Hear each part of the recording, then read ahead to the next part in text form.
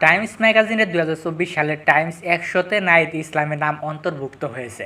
প্রতি বছর বিশ্বের প্রভাবশালী ১০০ ব্যক্তির এই তালিকা প্রকাশ করে বিখ্যাত সাময়িক কমিটি। বৈষম্যবিরোধী ছাত্র আন্দোলনের সমন্বয়ক হিসেবে বাংলাদেশের সাম্প্রতিক আন্দোলনে বড় ভূমিকা ছিল মোহাম্মদ নাহিদ ইসলাম। সেই আন্দোলনের মধ্য দিয়েই পতন হয়েছে শেখ হাসিনা সরকারের। এরপর ডক্টর ইউনূসের নেতৃত্বে দায়িত্ব নেয় অন্তর্বর্তীকালীন সরকার, যার ডাক, টেলিযোগাযোগ ও তথ্য প্রযুক্তি মন্ত্রণালয় এবং তথ্য ও সম্প্রচার মন্ত্রণালয়ের উপদেষ্টা হয়েছেন নাহিদ। টাইমস ম্যাগাজিন নাহিদ সম্পর্কে লিখেছেন, আন্দোলনের অনেক নেতার মধ্যে নাহিদ অন্যতম।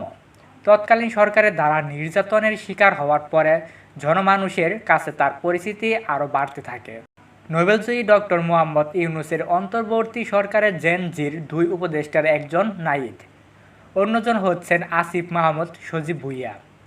টাইমস বলছে, ১৫ বছরের কর্তৃত্ববাদী শাসনে বাংলাদেশের গণতান্ত্রিক ব্যবস্থা যেভাবে ভেঙে পড়েছে, এখন তাকে মেরামতের চ্যালেঞ্জ নিতে হচ্ছে নতুন সরকারকে।